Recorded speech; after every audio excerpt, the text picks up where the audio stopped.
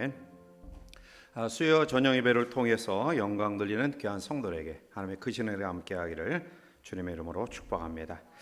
본문의 말씀은 우리가 해마다 가정의 달을 통해서 또 익히 많이 들은 말씀이지만 우리가 계속 에베소서를 강의하는 가운데 또 우리에게 주시는 또 말씀으로 함께 은혜를 나누시기를 원합니다. 우리는 살아가면서 많은 사람의 은혜를 입고 살아가게 되죠. 아마 그 가운데 우리가 신자이기 때문에 가장 큰 은혜가 바로 하나님의 은혜가 아닌가 생각해 봅니다. 하나님이 우리를 부르시고 또 예수 그리스도를 통해서 구원의 반열에 세워주시며 또 자녀 삼아주시고 또 하늘 기업으로 우리가 유업을 받을 수 있는 하나님의 백성으로 세워주셨습니다. 아마 이것이 우리가 이 세상을 살아가면서 경험하는 가장 큰 은혜다라는 생각을 해봅니다. 또한 하나님의 은혜 외에 우리는 많은 사람의 은혜와 도움을 입고 살아가는데요. 아마 그 가운데 가장 큰 은혜가 바로 부모의 은혜가 아닌가 생각해 봅니다. 부모는 우리를 이 땅에 있게 하시고 우리를 양육하시고 그리고 사랑하시고 우리를 위해 모든 것을 후원하시는 분입니다. 그래서 성경은 이 부모님의 은혜를 기억하고 거역하지 마라. 그것을 늘 기억하고 살아가라. 그렇게 강조하고 있습니다. 자, 그런데 현 시대는 이러한 부모의 은혜를 그 소중함을 점점 잊고 지내는 그러한 모습들이 우리 가운데 나타납니다. 말세의 여러 가지 특징 가운데 하나는 은혜를 잊어버리는 시대다.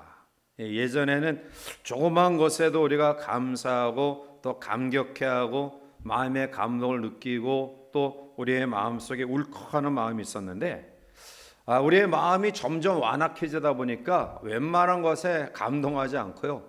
또 웬만한 것에 그렇게 마음속에 감동을 받아서 울음을 놓치고 있는 것 같아요. 자, 그런데 우리는 이 마지막 때에 이 은혜를 잊는 것을 회복해야 되겠다. 하나님의 은혜는 물론이거니와 또 이 부모에 대한 은혜, 특별히 우리가 윗어른에 대한 윗세에 대한 그러한 은혜도 우리가 기억해야 되겠다라는 거죠. 성경에 나오는 위대한 인물들은 하나같이 효자들이었습니다. 이삭은 아버지의 뜻에 자기의 목숨을 내어 맡깁니다. 그는 가는 곳마다 하나님의 축복을 경험합니다. 효성이 지극했던 요셉은 애굽의 총리가 되어 그의 식솔들과 더불어 이방 나라까지 살리는 놀라운 역사를 감당하게 되고요. 시어머니를 지극히 모셨던 효부 룻도 이방 사람이지만 메시아의 조상으로 우뚝 세워지게 됩니다. 다윗도 어려운 도피 과정에서 그 부모를 인도하는 효성을 보여 이스라엘의 가장 위대한 성군이 될 수 있었습니다.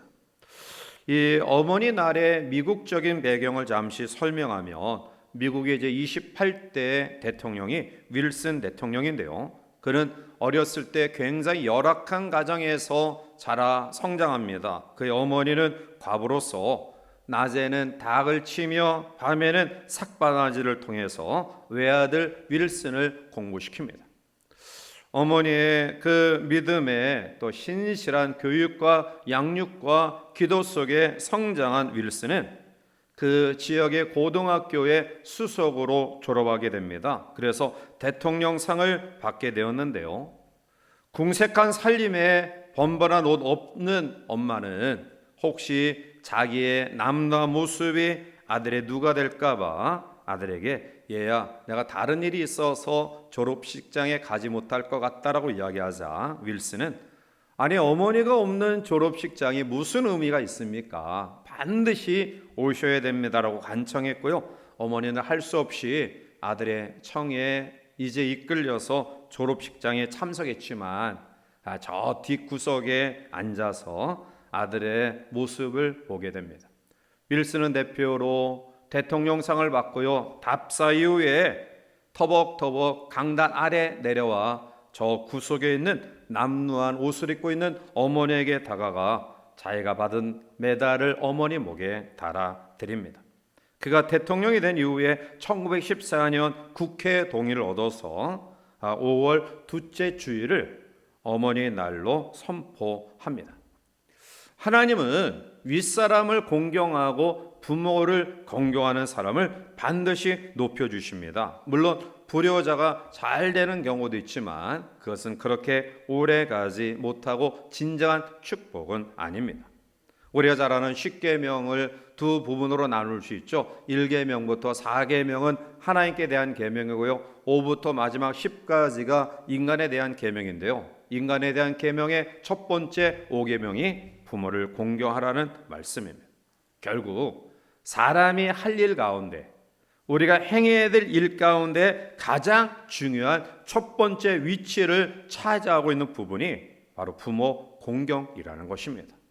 교회 공동체 가운데서 혹시 부모님이 이 땅에 계시지 아니하는 분들이 있다고 한다면 우리는 윗 어른들을 공경하는 그러한 모습들을 다시 한번 회복해서 하나님의 놀라운 은혜를 경험하시기를 바랍니다. 결론적인 말씀으로 오늘 3절에 부모에게 효도하는 자에게 주시는 축복을 이야기하죠. 이로써 내가 잘되고 땅에서 장수하리라 라는 말씀입니다.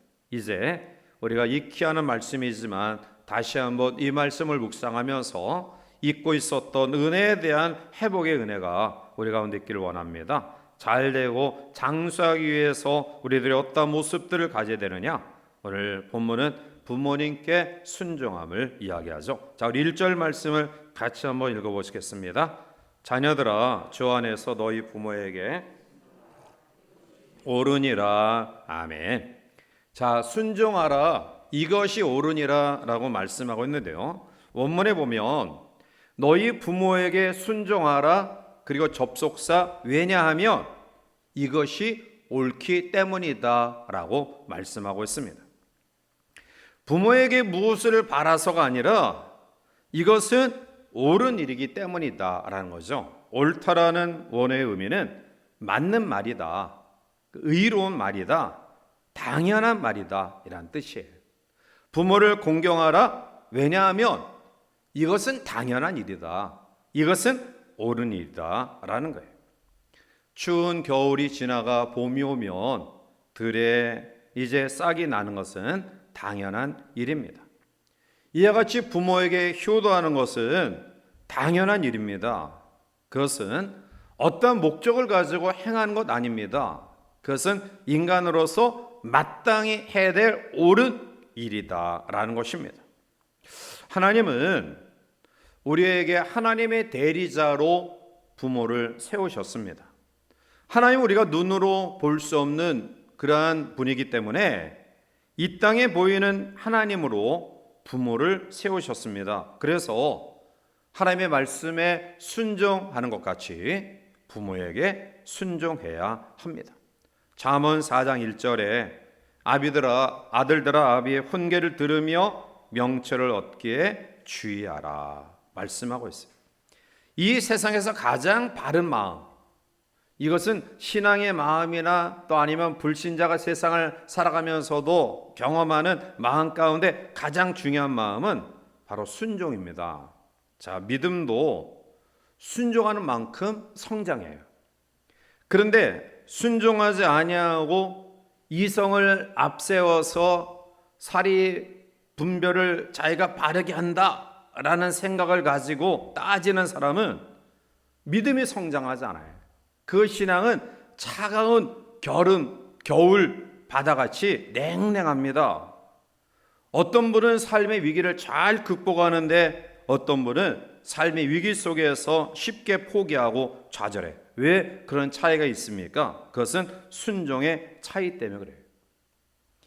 믿음의 깊이는 순종의 깊이에요.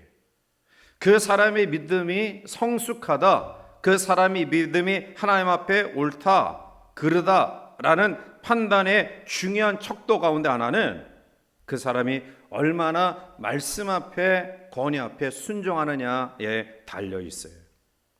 어떤 분은 교회에 나온 지 얼마 되지 않은데 믿음이 참 예쁘고 아름답게 성장해요.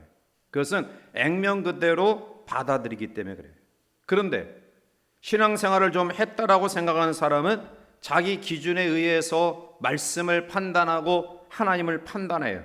자기 경험이 전부인 것처럼, 이 제한된 환경 가운데 체험했던 자기의 신앙이 전부인 것처럼 착각하고 그 경험과 체험 안에, 그 테두리 안에 들어오지 않으면 절대로 받아들이지 않아요. 그러니까 그 믿음이 성장할 수 없습니다. 깊은 믿음으로 내려갈 수 없는 것입니다. 세상은 혼자 사는 세상이 아닙니다. 더불어 살아가는 세상입니다. 그런데 이 능력을 조화롭게 하는 것이 바로 질서고요. 그리고 이 질서의 가장 중요한 덕목이 순종이에요. 질서의 가장 아름다운 그런 덕목이 순종인데요. 이 순종의 가장 기본적인 훈련의 도장이 어디냐? 가정이에요. 가정. 그러니까 가정에서 이 순종의 질서를, 덕목을 배우지 못하면 결국 사회생활 가운데서도 관계가 비틀어져요.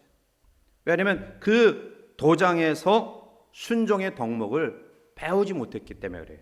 자, 그리고 이 순종의 가장 기본적인 훈련 과목이 뭐냐? 그건 부모님께 순종하는 거예요. 역으로 우리가 다시 한번 말씀드립니다. 훈련의 가장 귀한 덕목은 순종이에요.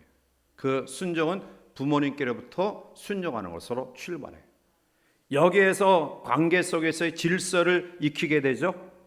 그래서 가정이란 도장에서 이 질서를 잘 배우고 익힌 사람은 결국 학교, 직장, 사회에 나가서도 이러한 덕목을 잘 실현해 나가요. 골로새서 3장 20절에 자녀들아 모든 일에 부모에게 순종하라. 이는 주 안에서 기쁘게 하는 것이니라 말씀하고 있어요. 부모에게 순종하라. 왜 순종하지 못할까요? 그것은 내가 더 많이 알고 내가 더 능력 있고 갖추었다 이렇게 생각하기 때문에. 사실은 자녀들이 우리보다 더 현대 문물 속에 익숙하기 때문에 많은 것들을 알죠. 그거 부인하는 거 아니에요. 제가 우리 아이들 다 출가시키고 집사람하고 저만 사니까 답답한 일이 한두 번이 아니에요. 컴퓨터 기본적인 그런 작업은 하지만 또 익숙하게 그것으로 작업을 하고 하는 그런 부분들이 사실은 굉장히 서툴러요. 옛날에는 야 이것 좀 도와줘, 이것 좀 해 하면은 당장 같이 사니까 하는데, 지금은 멀리 떨어져 있으니까 전화로, 영상으로 야 이거 이런 상황 속에 어떻게 해야 돼 물어보다가 신경질 나가서 그냥 안 하고 내가 손해보고 말지 그리고 마치는 경우가 있어요. 물론 자녀들이 부모보다 능력이 뛰어나요. 왜냐하면 9세대는 이 땅에 이렇게 급속하게 발달되는 그러한 과정들을 사실은 내가 아무리 노력해도 익숙하게 다루지 못하는 한계를 가지고 있어요. 자, 그러나 순종이라는 것이 지식과 능력과 소유와 상관없이 행해져야 되는 믿음의 덕목이에요. 순종이라는 것이 어떠한 능력으로 아니면 소유로 아니면 유무로 이러한 것들이 결정되어진다고 한다면 밑에 사람들이 더 대접받아야죠. 윗사람들이 더 왜냐하면 그 사람들이 더 많이 아니까. 그러나 순종이라는 것은 능력의 문제와 관계 있는 게 아니에요. 순종은, 성경적인 순종은 질서의 문제와 관계되어 있어요. 신앙의 순종은 능력 유무에 따라서 이것은 내가 순종한다, 이것은 안 한다, 이게 아니에요. 순종은 하나님의 질서 가운데 교회의 질서 또 가정의 질서 속에 주시는 하나님의 법칙이에요. 이것은 우리의 유무, 지식, 학문, 능력 이러한 기술의 유무와 상관없는 거예요. 디모데전서 2장 12절에 보면 여자가 가르치는 것과 남자를 주관하는 것을 허락하지 아니하노니 오직 조용할지니라 라고 이야기해요. 여성의 지혜를 한정시킨 이유는 여자들이 부족하고 능력이 없어서가 아니라 이것은 질서를 위해서 하나님이 그 역할을 하시게 한 거예요. 그런데 어떠한 사람들은 꼭 따져요. 따지면 불행해져요. 예를 들면 늘 의구심을 가지고 부정적인 생각을 가진 사람들이 제일 먼저 접근하는 질문이 뭐냐면 하나님은 왜 선악을 알게 하는 나무의 실과를 만들어서 따먹게 해가지고 저주받게 했느냐라는, 안 만들었으면 안 먹지 않았느냐, 일리가 있죠. 그런데 여러분, 우리가 하나님의 기쁜 뜻을 사실 알 수 없어요. 그런데 중요한 것은 우리가 역을 한번 생각해 보세요. 하나님의 에덴 동산의 그 모든 실과, 그 모든 나무의 실과를 금지한 것이 없어요. 다 먹게 하셨어요. 그리고 하나, 선악을 알게 하는 나무의 실과를 금하셨는데, 그런데 99가지 우리에게 허락하신 은혜는 아랑곳하지 아니하고 이 한 가지 것만 따져서 먹지 못하게 했으니 이거 안 된다. 얼마나 답답한 일이에요. 결국 따지는 태도가 인류를 타락하게 만들고, 그리고 범죄의 결과 이란 진노를 받게 된 거예요. 우리 신앙생활도 마찬가지예요. 사리 판단 분명하다, 논리 정연하다, 그래서 따지는 사람들 보면 몇 센티 낭떠러지 앞에 떨어져 있는 위태위태한 사람들 같이 보여요. 그 따짐이, 오름이 전부가 아닌데, 신앙생활 가운데 오름보다 더 중요한 것이 얼마나 많이 있어요. 하나님 앞에 오름으로 우리가 판단되어지고 오름으로 하나님이 우리를 심판한다 간다면 여기 남아있을 사람이 어디 있어요? 오름보다 더 소중한 믿음의 덕목이 얼마나 많아요. 그런데 자기는 바르게 사는 것처럼 생각하면서 사사건건 따져요. 이것은 불행을 앞당기는 삶입니다.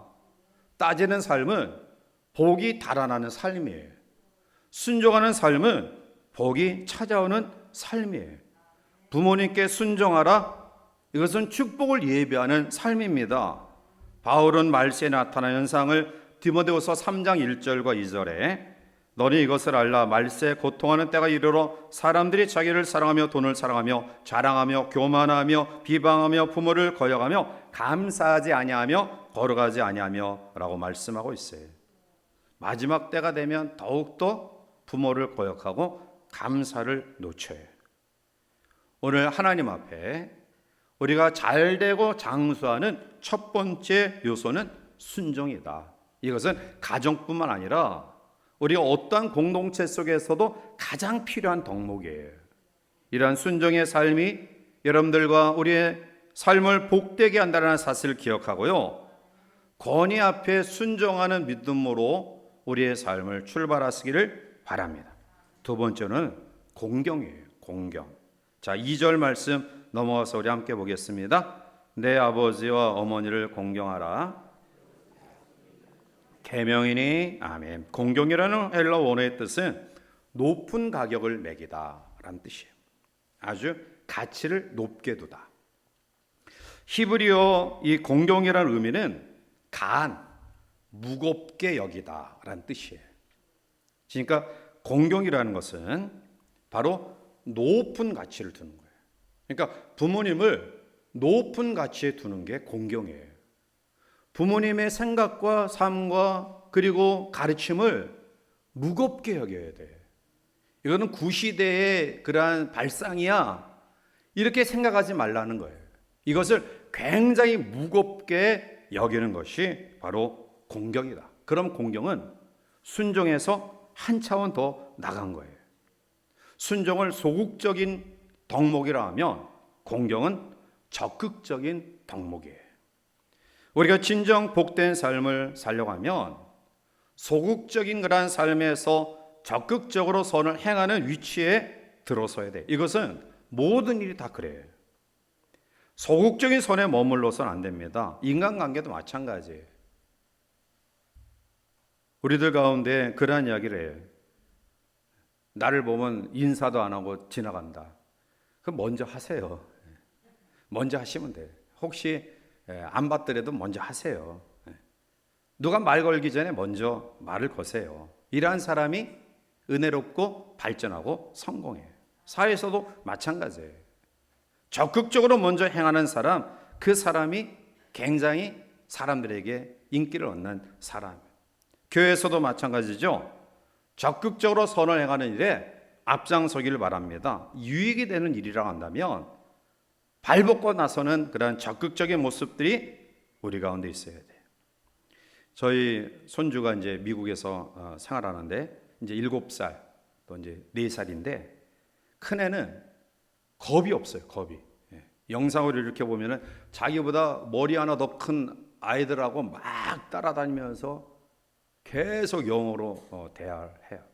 그러니까 미국 간 지 1년밖에 되지 않았는데도 일상적인 대화가 가능해요. 그런데 영상을 가만 보면 이 둘째는 막 이렇게 놀다가 큰 애들이 온다든지 자기하고 색깔이 다른 사람들이 오면 얼른 돌아서 가지고 엄마 품이 안겨. 소극적이에요. 그래서 늘 이렇게 영상을 통해서 봐도 영어하는 것을 못 봤어요. 그냥 순전히 엄마하고 한글만 사용하더라고요. 언어를 우리가 익힐 때도 그래요. 무서워하지 말고 내가 떠듬떠듬거려도 적극적으로 앞으로 나가면 통해요. 어떤 모 집사님이 자기가 필리핀가 선교여행을 갔는데 자녀들이 깜짝 놀랐대. 왜 놀랐느냐 하면 아버지가 그렇게 똑똑한 것 같지 않고 유식하게 보이지 않았는데 공항 도착해서부터 이 선교지 그 현장에 가기까지 다른 그런 사람들은 머뭇머뭇거리는데 자기 아빠만 유일하게 앞장서서 가지고 사실은 언어가 능통하진 않지만 바디랭귀지겠죠. 몸으로 몸짓으로 제가 생각해 볼 때는 그런 것 같아요. 근데 하여튼 간에 그렇게 부딪히고 나가니까 선교 일행들을 다 선교지까지 무사히 인도해 가는 것을 보고 자기 아이들이 깜짝 놀랐다. 이것은 우리의 삶 전반에 있어서 하나님이 요구하시는 삶이에요. 우리는 하나님 앞에 소극적인 것을, 즉 하나님 앞에 하지 말라는 것을 하지 않으므로 내 신앙이 그래도 좋다라는 위안을 가졌어요. 그러나 하나님 앞에 성숙한 신앙인은 하라는 명령을 적극적으로 행하는 것이 성숙한 신앙이에요. 미워하지 마라. 쉽지 않죠. 그러나 그보다 더 적극적인 삶은 사랑하라는 거예요. 소극적으로 내가 미워하지 않는, 그냥 마주치지 않고 대하지 않고 부딪히지 않는 것으로 만족하는 삶에서 우리가 좀 더 한 걸음 나아갔으면 좋겠어요. 순종해서 한 걸음 더 나아가는 공동의 믿음이 우리 가운데 있기를 바랍니다. 이러한 사람이 하나님과 사람 앞에 사랑받아요. 세 번째, 부모 공경은 하나님 경외입니다. 하나님께서 부모님을 공경하는 삶을 기뻐하시는 중요한 이유가 있어요. 그것은 부모를 공경하는 사람이 하나님을 잘 공경하기 때문에 그래요. 성경은 하나님을 믿는 것 자체에 대해서도 이야기하지만 하나님을 믿을 때 어떻게 믿느냐에 대한 부분을 강조하고 있어요. 위대한 믿음의 선진들을 보면 단순히 믿음이 좋다라고 끝나는 게 아니라 그들의 믿음의 태도와 자세가 일반 사람과 달라요. 하나님이 아브라함에게 가나안 땅을 약속하셨어요. 이 땅을 네 자손에게 주리라. 그런데 그가 가나안 땅을 갔는데 누가 환영하고 잘 마련된 땅을 그에게 제공하지 않습니다. 엄청난 고난이 기다리고 있었고요. 그리고 그 땅은 옛날에 자기가 살던 땅보다 더 척박한 그러한 곳이에요. 자, 그런데 이러한 속에서도 아브라함이 가졌던 신앙은 여호와 하나님을 경외하는 믿음은 변함이 없었어요.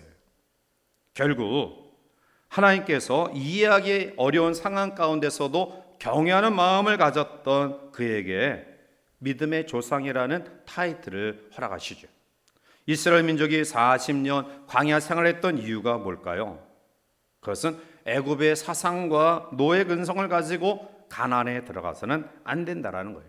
가나안은 우상이 횡행한 그러한 곳입니다. 그냥 들어가면 믿음 다 잃어버립니다. 그래서 하나님을 더 경외하는 백성으로 만들어서 가나안 땅에 들어가 그 축복의 땅을 유업으로 이어받게끔 하나님이 광야 훈련을 시킨 거예요. 여러분, 하나님을 경외하는 믿음의 훈련이 어디에서 나오느냐? 냉정하게 여러분들이 말씀드리면 부모 공경으로부터 시작돼요. 따라서 부모 공경은 그 어떠한 계명보다 중요해요. 흔히들 우리가 내리사랑이라고 이야기하죠. 내리사랑. 물이 높은 데서 낮은 데로 흘러가는 것처럼 사랑은 내리사랑이에요. 그런데 엄격하게 냉정하게 말하면 내리사랑은 하나님의 상급이 그렇게 크지 않아요. 내리사랑은 그냥 자연적인 그런 것이에요. 부모가 자식을 사랑하는 그런 마음. 자, 그런데 올려가는 그러한 사랑은 하나님 앞에 상급이 커요. 자녀가 부모에 대한 공경, 성도가 하나님을 경외하는 믿음. 이것은 사실은 올라가는 사랑, 올라가는 신앙이에요. 이것은 굉장한 사랑과 또 하나님의 축복을 경험하는 요소가 돼요. 부모님이 자녀를 사랑하는 것, 그것도 어려운 일이지만 당연하다고 생각하면 우리가 하나님의 사랑을 받는 것, 그것도 사실 굉장히 귀한 일인데 그것이 은혜로 받아들일 때 당연스럽게 주어지는 하나님의 선물이라고 한다면 거기에 따른 역행, 자녀가 부모를 순종하고 공경하고 성도가 하나님을 끊임없이 경외하는 그러한 믿음은 그건 의지가 뒷받침되어야지만이 행할 수 있는 덕목이에요. 따라서 바로 부모를 공경하는 사람을 하나님이 왜 기뻐하시느냐? 그것은 부모 공경하는 사람이 하나님을 경외하는 믿음의 그러한 사람으로 세워질 수 있기 때문이다. 자, 결론적인 그런 말씀으로 그러면 효도하는 자녀가 어떠한 복을 받느냐? 자, 3절 결론적인 말씀입니다. 우리 같이 한번 읽어보시겠습니다. 이로써 내가 잘되고 땅에서 장수하리라. 아멘. 자, 먼저 잘된다라는 말의 의미는 행운이 깃든다, 형통한다라는 뜻이에요. 범사가 잘되는 복, 경영하는 모든 일에 하나님 앞에 형통한 복, 이것이 바로 잘되는 복이고요. 또한 잘되고 장수하리라 말씀하고 있어요.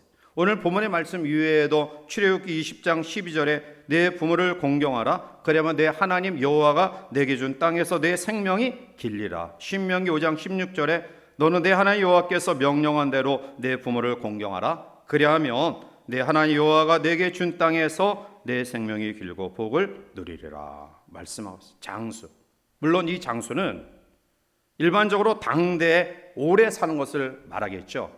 당대 오래 사는 것. 그러나 우리가 단순히 장수라는 그러한 개념을 그냥 오래 사는 것으로 국한시키면 안 돼요.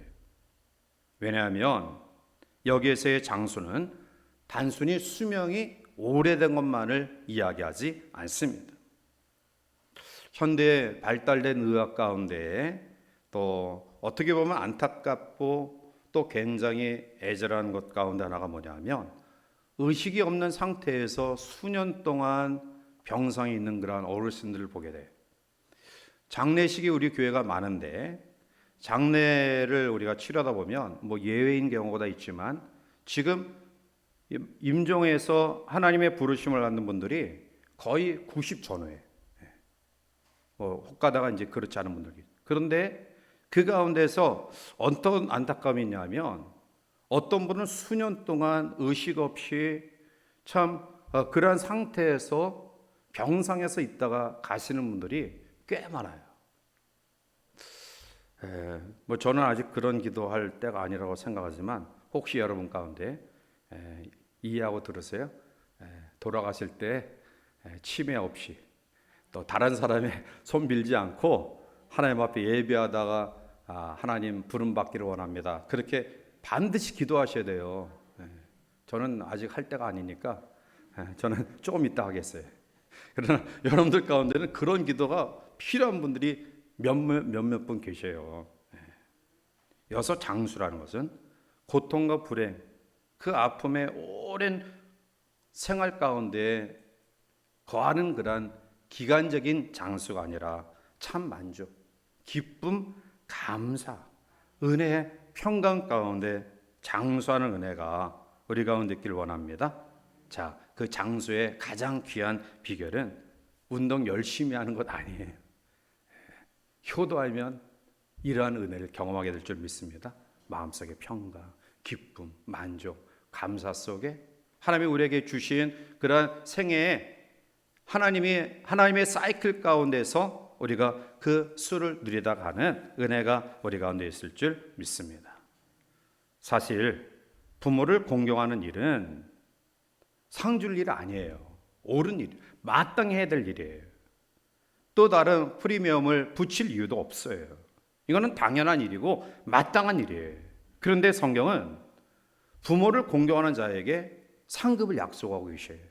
그것은 그만큼 부모 공경이 어려운 일이기 때문이다. 또 하나는 오늘 이 장수라는 그런 개념과 살펴봐서 부모 공경을 우리에게 요구하는 이유는 우리의 삶을 건강하게 만드는 요인이 되기 때문이다. 장수하기를 원하십니까? 즉 오랜 인생의 기간에 장수가 아닌 사는 동안에 감사, 만족, 기쁨, 평안, 잘되고 장수되어지는 그런 효도예요. 자녀가 잘 되기를 원하십니까? 그러면 우리 부모님, 어른들에게 대하는 공경의 모습을 보여주십시오. 반드시 자녀들이 잘 돼요. 부모를 탓하고 욕하는 가정의 자녀처럼 잘 되지 않는 그런 경우 못 봐요. 사랑하는 성도 여러분들이요, 오늘 성경이 우리에게 요구하는 이 효도는 인간의 계명 가운데 첫 번째 계명이다. 이제 말씀을 맺습니다. 미국의 우리가 잘 아는 초기 일대 대통령 조지 워싱턴은 사실 선장이 되는 것이 꿈이었어요.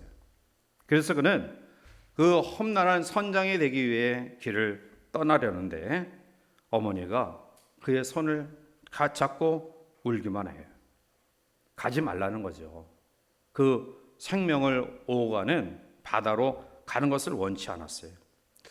워싱턴은 어머니의 눈물을 보고 내 뜻을 펼치는 것도 중요하지만 어머니의 마음을 아프지 않게 하는 것이 더 중요하다라는 생각을 가지고요, 그는 발길을 돌려요. 훗날 그가 대통령이 되죠. 그리고 젊은 후대 사람들에게 이렇게 이야기합니다. 부모의 눈에서 눈물을 흘리지 않도록 하라. 부모에게 눈물을 흘리게 하고 부모의 가슴에 못을 박는 사람 치고 잘 되는 사람 없다. 부모를 기쁘게 해드릴 때 하나님의 축복이 이루어진다. 어머니 눈에 눈물을 흘리는 것을 안타깝게 여겼던 그는 자기의 꿈마저 포기하고 다른 길을 걸어갔고요. 결국 그는 미국의 초대 대통령으로 미국 건국의 기초를 믿음으로 세우는 훌륭한 역할을 감당합니다. 사랑하는 성도 여러분들이요, 부모를 기쁘게 하는 것이 내 기쁨이고요, 하나님이 기뻐하는 일이에요. 언제까지 효도할 수 있는 것 아니죠. 살아계실 때에 효도하시길 바라고요. 혹시 이미 하나님의 부르심을 받아 하나님 나라에 입성하신 분들이 있다 한다면 적어도 우리 공동체 속에서 어른들에 대한 공경의 마음이 우리 가운데 반드시 있어야 됩니다. 그것은 나를 잘되게 하는 것이고요, 우리의 가정을 잘되게 하는 것이고요, 하나님이 기뻐하시는 일이기 때문입니다. 따라서 가정에서 또 교회에서 이러한 질서의 훈련을 잘 받아서 우리의 인격과 믿음이 온전히 세워지길 바라고요, 우리가 어떤 환경 가운데든지 하나님의 질서를 아름답게 지켜나가는 믿음의 사람들 되어서 잘되고 장수하는 이런 놀라운 은혜와 축복이 여러분의 삶 속에 계속되어지기를 주님의 이름으로 간절히 축원해 드립니다. 기도하시겠습니다. 사랑이 많으신 하나님,